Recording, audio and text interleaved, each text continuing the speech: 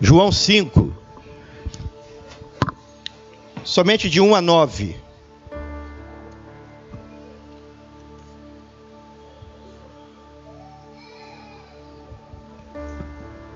João capítulo 5, versos de 1 a 9. João 5, versos de 1 a 9. Essa versão, muito boa. Bíblia de Estudo de John MacArthur. Então, estou inaugurando. Estou estreando ela hoje. João 5, verso 1. Que fala da cura de um paralítico. Aí na sua casa, você abriu a Bíblia? Alguns estão usando a tecnologia, abrindo, acessando o celular, as Bíblias online. Mas é bom ter a Bíblia, os 66 livros da Bíblia. Então começa assim João 5, verso 1. Passadas estas coisas, havia uma festa dos judeus, e Jesus subiu para Jerusalém. Ora, existe ali junto à porta das ovelhas, um tanque chamado em hebraico Betesda, ou Betesda, o qual tem 5 pavilhões. Nestes jazia uma multidão de enfermos, cegos, coxos, paralíticos, esperando que se movesse a água. Porquanto um anjo descia em certo tempo, e agitando-a, e o primeiro que entrava no tanque, uma vez agitada a água, sarava de qualquer doença que tivesse. Estava ali um homem enfermo, havia 38 anos. Jesus, vendo-o deitado e sabendo que estava assim há muito tempo, perguntou-lhe: queres ser curado?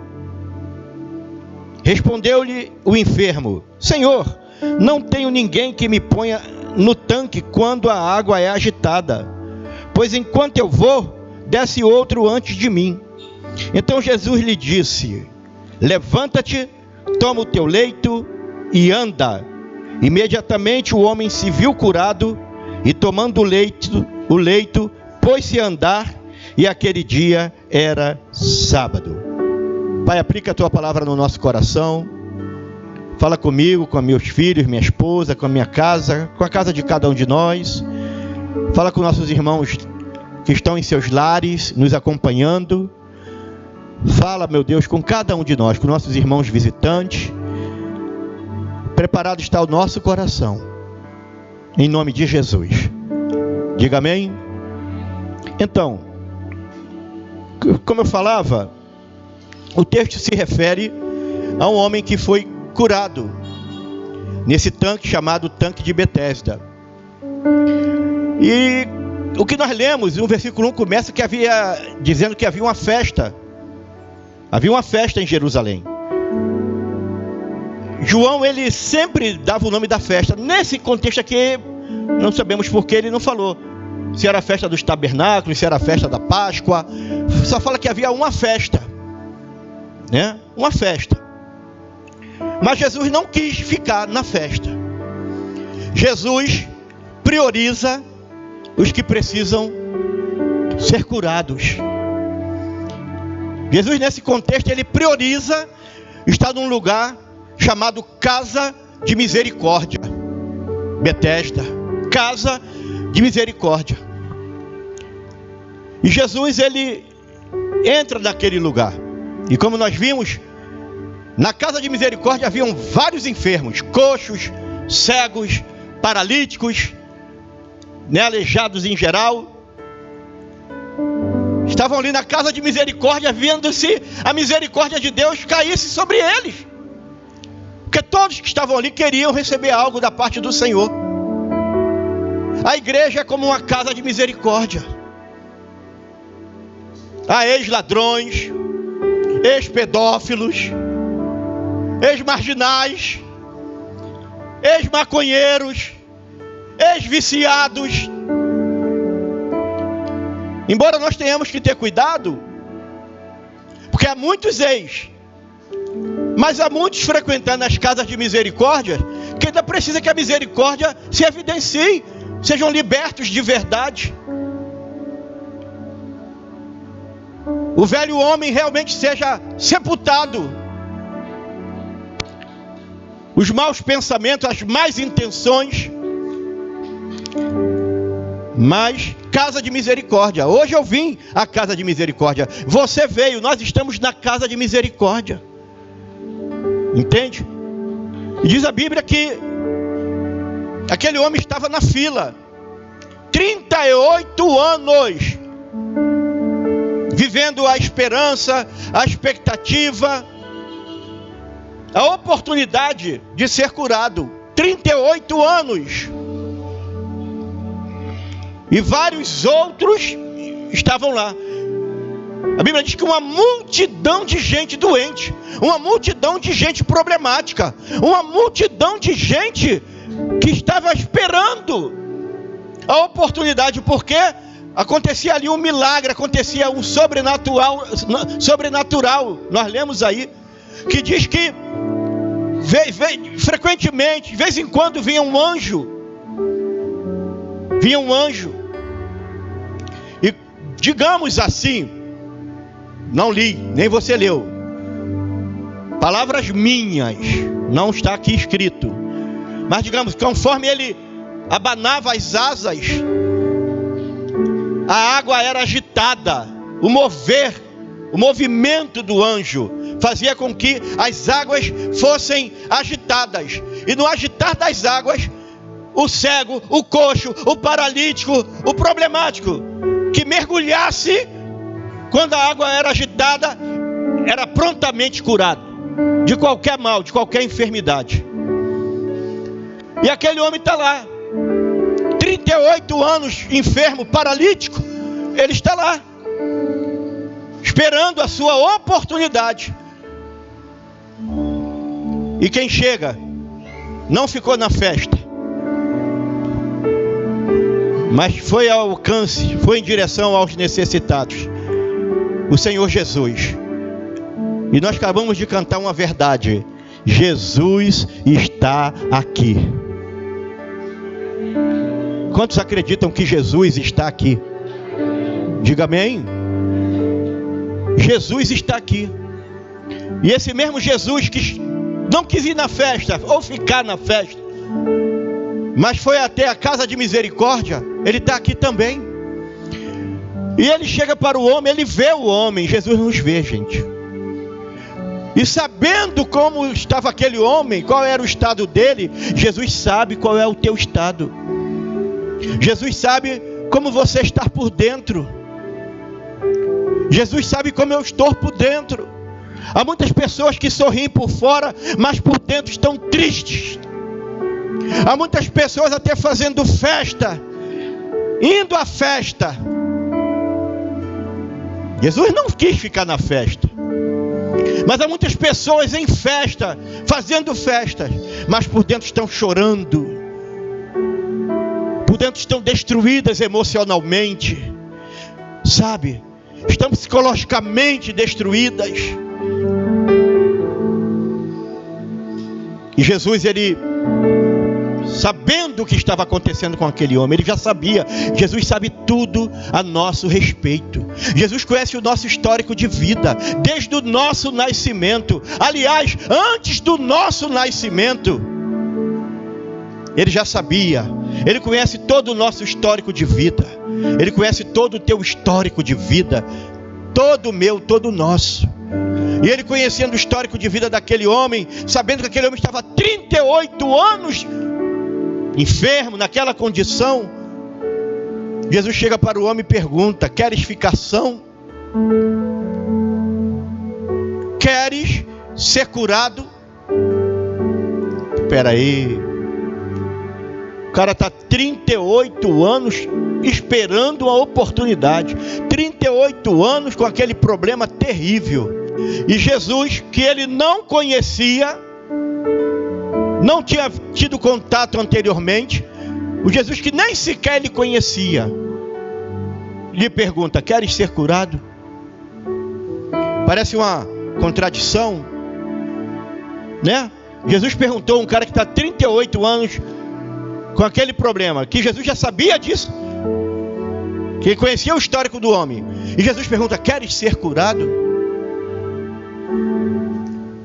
Talvez alguém pense: poxa, que pergunta boba, pergunta óbvia, um óbvio ululante.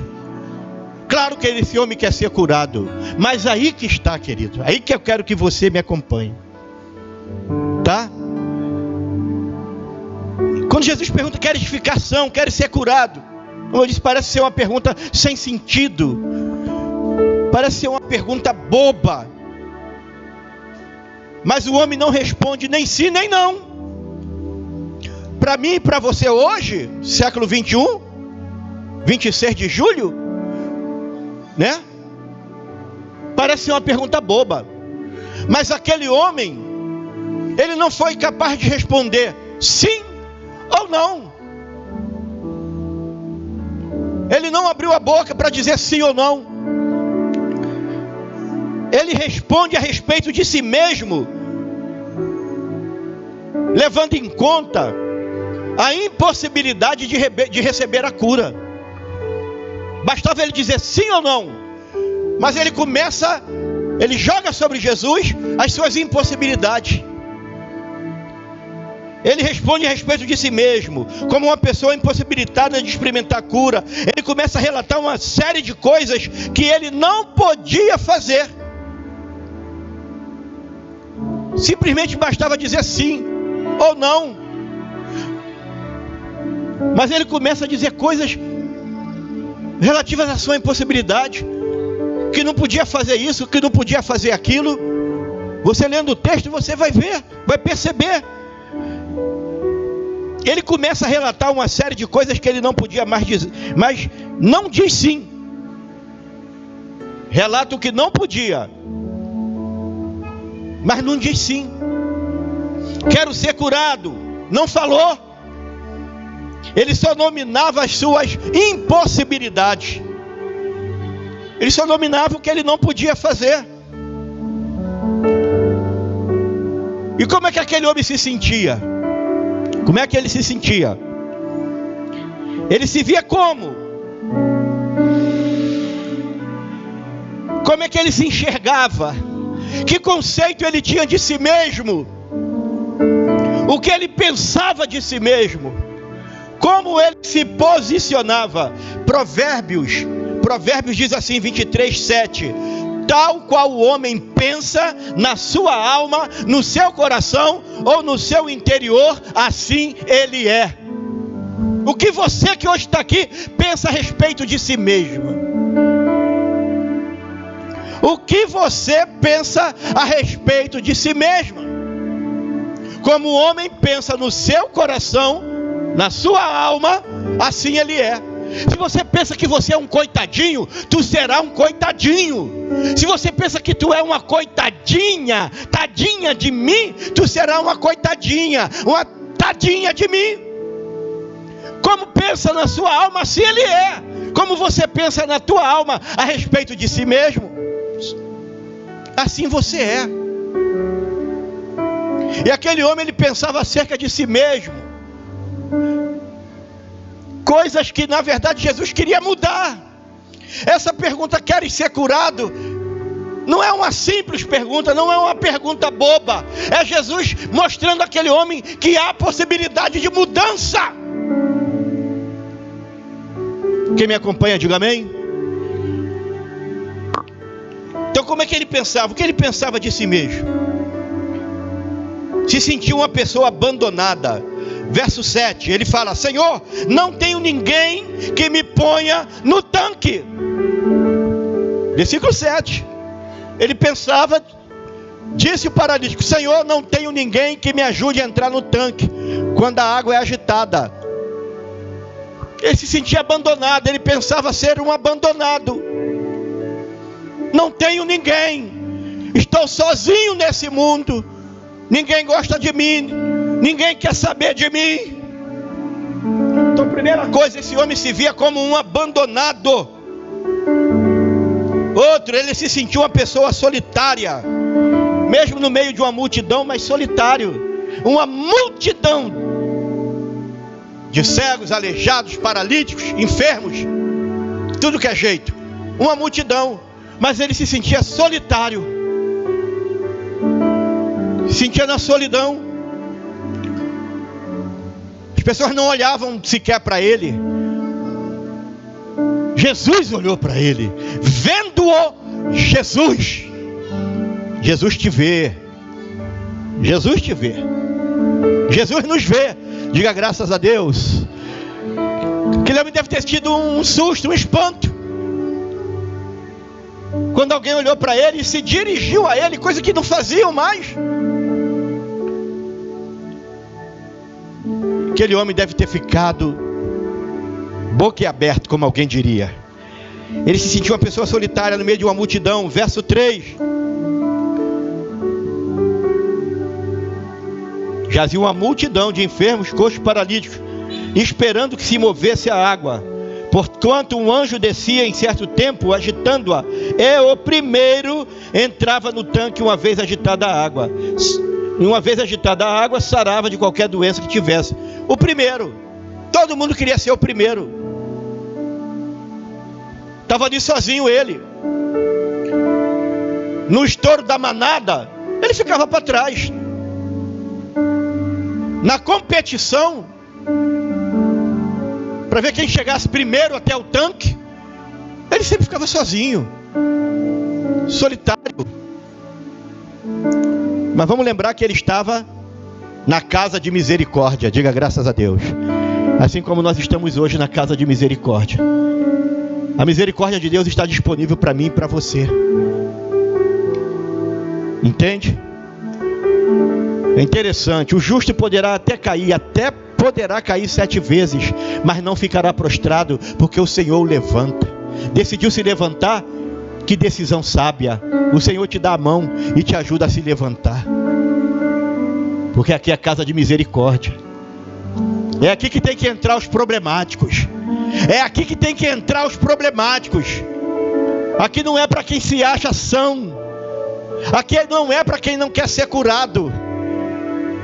Aqui, hoje aqui, é para quem quer receber a misericórdia e a cura da parte do Senhor, que sabe, para a glória de Deus.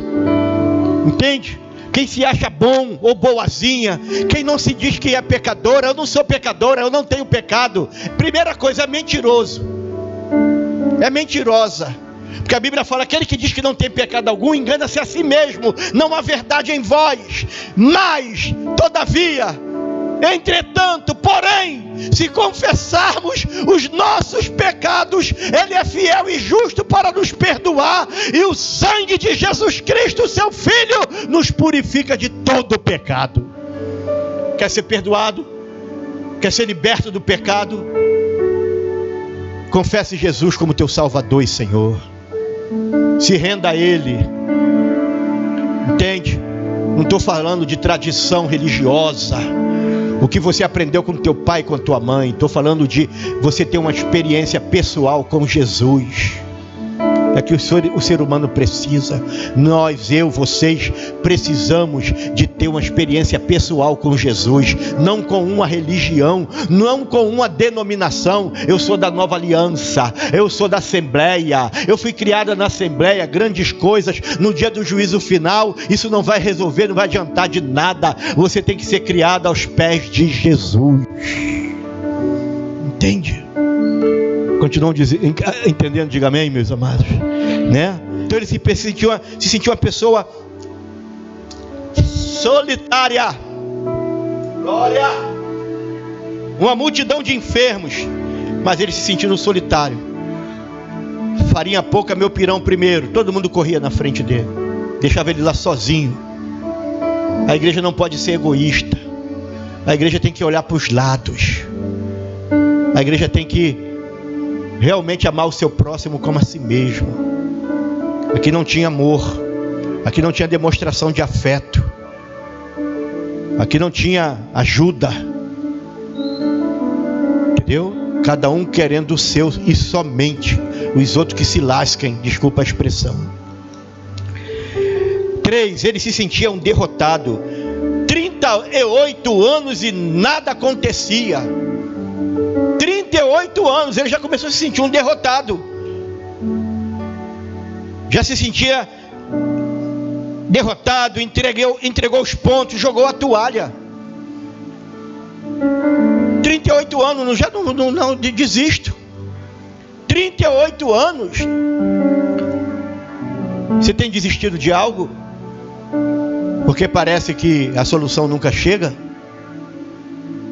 Você está desanimado, achando que não vai dar mais? Alguns pensam até em divórcio. Com essa pandemia aumentou, algo que já vinha aumentando, ano após ano. Agora extrapolou devido à pandemia o número de divórcios. Ano após ano, o ano de divórcios nos cartórios de Brasília maior que o número de casamentos realizados. Número de divórcios nos cartórios de Brasília, que tudo vai para lá, né? Tudo vai para lá, por isso que pedem 30, 60 ou 90 dias, quando você vai dar entrada. Tudo parte para lá, lá é o central. O número de divórcios em Brasília, nos cartórios de Brasília, maior que o número de casamentos realizados. Entende? E essa pandemia extrapolou isso. Nessa pandemia estão se agredindo. Gritaria, acusações, estresse, sabe? E esse homem já estava se sentindo derrotado. 38 anos, desistindo. Você está desistindo de algo? Queres ser curado? Queres ser curada?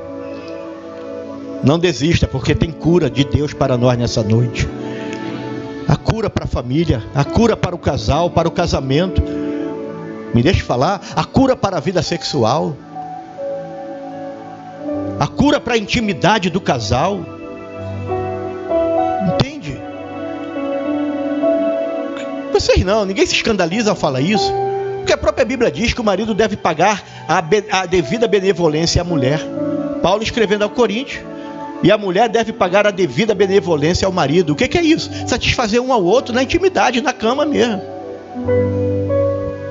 Essa história de o marido hoje não tem sexo não, uma semana sem sexo, porque eu vou passar uma semana no monte. Ó o dedinho, como diz a outra. Não tem isso não. Salvo com o consentimento do marido ou da mulher. A mulher paga a devida benevolência ao marido e o marido pague a devida benevolência à mulher. Desiste não. Não se considere um derrotado não, ou uma derrotada. Tem cura para nós essa noite. Tem cura para mim, tem cura para você. Jesus sabe qual é a área que nós precisamos. Mas o meu problema é um, o teu é outro. Aqui eu não sou melhor do que ninguém. Nessa tarde eu recebi essa palavra. E eu orando até quase agora. Eu não sou derrotado. Tem cura para mim em nome de Jesus. Você não é uma derrotada. Você não é um derrotado. Tem cura para nós essa noite em nome de Jesus. Sabe?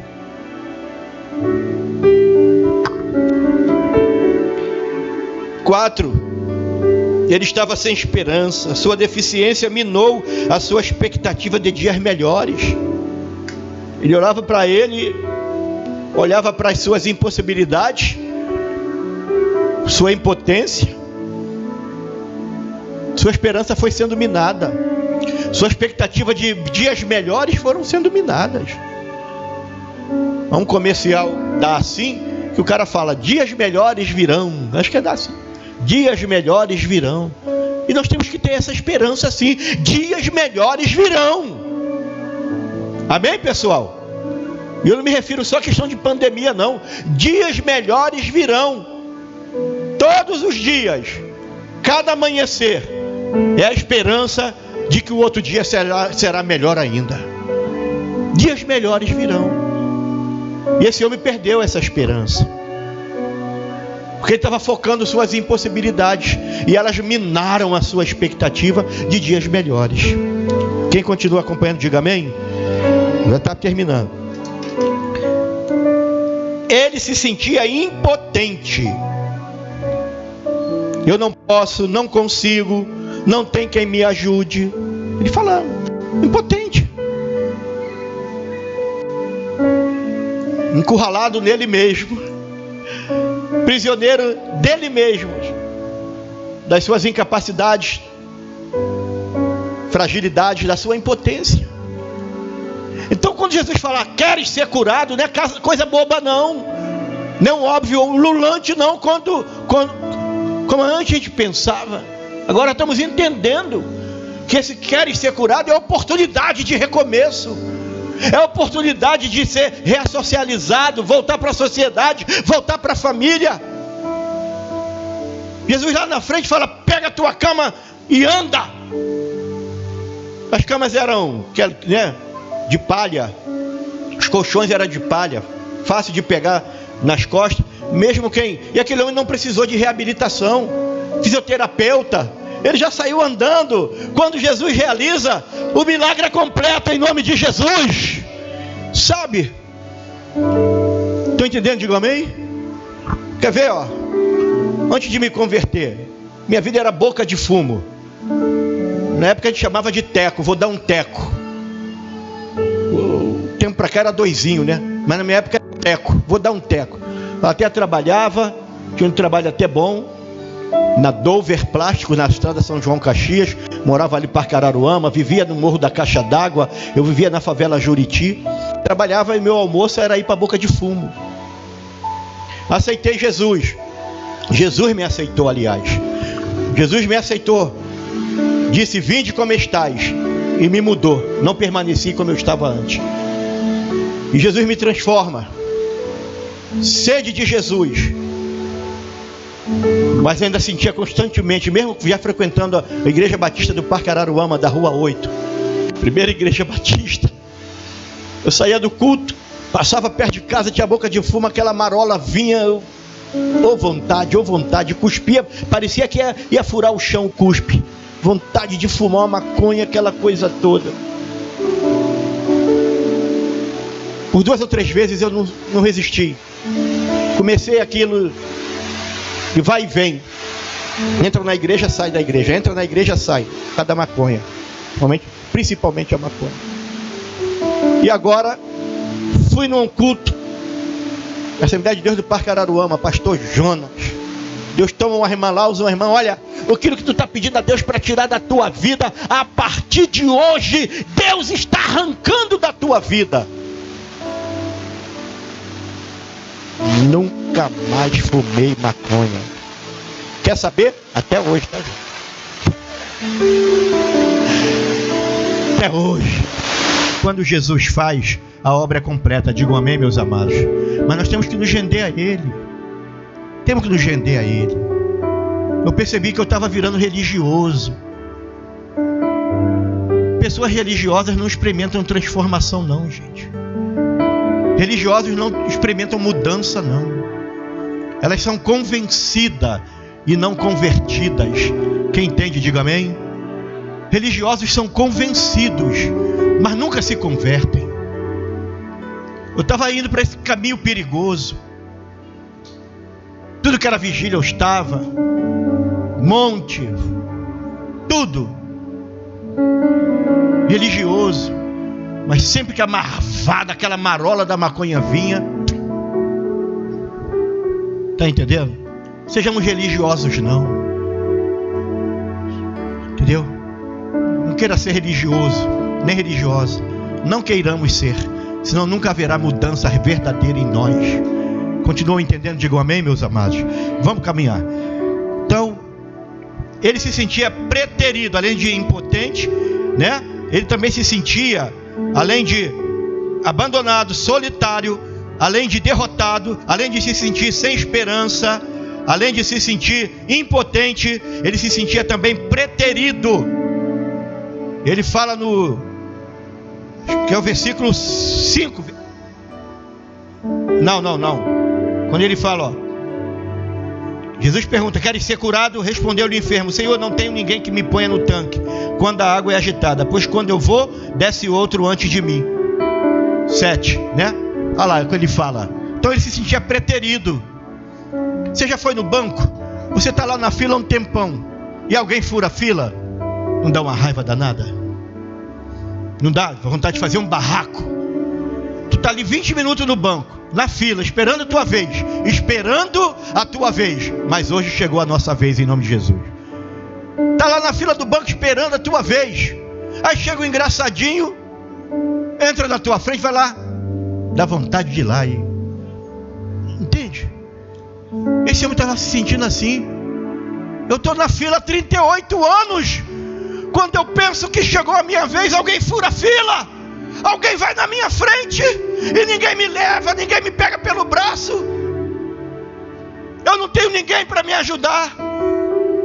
Furam fila e ninguém toma uma atitude. Esse tinha preterido. Sempre outro que ia, sempre que outro que era abençoado, sempre outro que era curado. A Bíblia diz que Jesus não faz acepção de pessoas. Diga graças a Deus. O nosso Deus não faz acepção de pessoas. Não tem ninguém melhor do que o outro. Não tem anel no dedo, diploma na parede, se está de carro último tipo, se está de fusquinha. Para Jesus não tem isso. Nós seres humanos que fazemos essas diferenças. Entende? Constituímos classes, classe A, B, C, D, E, F, G. A classe média, a classe baixa, a classe alta. Isso é coisa de homem. E homem sem Deus. Entende? Aí tem que fazer o IBGE, tem que ter estatística. Misericórdia. Um dos maiores pecados de Davi foi ter contado o povo. Davi contou o povo. Um parênteses aqui. Um dos grandes pecados de Davi. Davi manda contar o povo para se sentir grande, poderoso. E Deus manda o profeta lá e fala: ó, você pecou, escolhe, das três tu escolhe uma. Que a praga venha sobre o povo, a peste, que a fome caia sobre o povo, ou que tu caia na mão dos teus inimigos. Davi falou: não, caia eu na mão de Deus, não da mão dos meus inimigos, porque o homem é sagaz, o homem é terrível. O homem é terrível. E Davi escolheu a peste, a seca, no caso, escolheu a seca. Mas porque ele quis contar o povo, se sentir grande, se sentir maioral. E Deus não faz acepção de pessoas. Diante de Deus não tem maioral. Diante de Deus não tem ninguém melhor do que ninguém. Deus nivela-nos a todos nós. E a base é a sua misericórdia. Quem está entendendo, diga amém, meus amados. Sabe, a sua misericórdia é o nível de Deus para nós, que ninguém merece. Mas Ele quis nos comprar com o próprio sangue. E agindo Deus, querendo Deus, quem impedirá, né? Ele se sentia preterido. Sempre alguém furava a fila. Sempre alguém ia antes dele. Ele falou para Jesus. 7, ele se sentia limitado. Não posso, não consigo, isso não vai dar certo. Você é dessas pessoas que sempre acha que não pode, que não vai dar certo. Ah, não vou nem fazer vestibular, eu não vou conseguir passar. Ah, não vou concluir a faculdade. Não, eu nunca vou ter minha casa própria. Eu acho que eu nunca vou comprar meu carro. Posso todas as coisas naquele que me fortalece. Sabe? Tanto padecer necessidade como ficar rico, sem que venhamos abandonar Jesus. Entendeu? E terminando, agora sim, ele se sentia indeciso, não sabia mais o que queria. Bastava responder sim, quero ser curado. Mas ele não se concentrou no que ele não podia. Ele se concentrou naquilo que ele não podia. Ele focou a sua incapacidade. Ele não focou o que ele podia, era só dizer sim. Mas ele focou o que ele não podia. Eu não posso isso, eu não posso outro, vai outro na minha frente, eu estou assim, eu estou assado. Ele se sentia para baixo, autoestima baixa. Como é que você anda nessa pandemia com a tua estima? Está alegre? Pergunta, né? Como você tem se comportado nessa crise? Hein? Nesse movimento da pandemia. Como é que você tem se comportado? Como é que está a tua estima? Como é que está o teu ânimo? Jesus falou, tem de ânimo. Estamos tendo ânimo? Ou estamos cedendo ao estresse? Ou estamos aceitando a sugestão do inimigo de estar brigando com a esposa, de estar brigando com o marido, batendo nos filhos à toa? e botando a culpa no estresse, botando a culpa na pandemia. Coronavírus fala, eu não tenho nada a ver com isso não. Você que não se controla, você que não tem autocontrole, você que não tem domínio próprio. Não bota a culpa na pandemia não. Busca em Jesus domínio próprio. Digam amém. Não bota, tu me canta lá, massúbia. Não bota a culpa em coronavírus não. Vamos dobrar o joelho e buscar os dons espirituais, e um deles é um fruto do Espírito, domínio próprio. Diga amém, meus amados, né? Não é culpa, vamos botar culpa em quem tem culpa não. Se sentia para baixo, não se via como uma pessoa com possibilidades, mas o que Jesus pensava dele,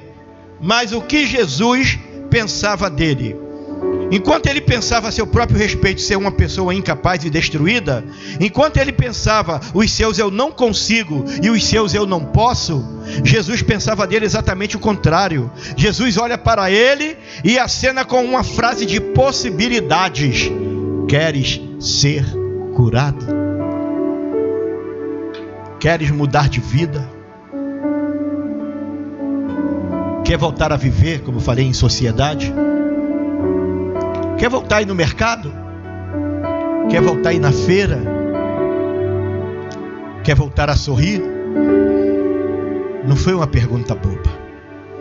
E Jesus nos pergunta essa noite: queres ser curado? Eu quero. Não sei você, mas eu quero. Tem áreas da tua vida que precisa de cura. Tem áreas da minha vida, falo isso sem receio nenhum, e o pastor está falando isso. Sim, tem áreas da minha vida que precisa de cura. O justo é como a luz da aurora, que vai brilhando, brilhando, brilhando até ser dia perfeito. Você ainda não é perfeito, você ainda não é perfeita. Não é à toa que o salmista diz: Senhor, vê se há em mim algum caminho mau, porque o salmista sabia que ele não era perfeito. Ele é a cura. Tem alguma área da tua vida que você quer cura? Jesus sabe qual é, porque Ele conhece o teu histórico. Ele conhece o meu histórico, o teu dia a dia, o meu dia a dia. Ele conhece o teu deitar e o teu levantar, o teu entrar e o teu sair, de todos nós. De onde me esconderei eu da tua presença, Senhor? Se eu construir a minha cama nas estrelas no céu, lá tu estarás. Se eu colocar na profundeza do mar, lá também tu estarás. A onipresença do Deus que nós servimos, Ele em todo lugar Ele está. Ele tudo sabe a nosso respeito. Ele é onisciente, e Ele está aqui hoje, como está lá na Assembleia de Deus, como está lá na Maranata, lá no pastor Marcos, como Ele está lá no pastor Dorcas, porque Ele é onisciente, onipotente, onipresente. Está lá na tua casa, está aí contigo aí, está aí no teu lar aí, você que está me acompanhando, e sabe tudo a teu respeito, sabe tudo aquilo que você pensa que é segredo. Para Deus não tem segredo. Digam amém.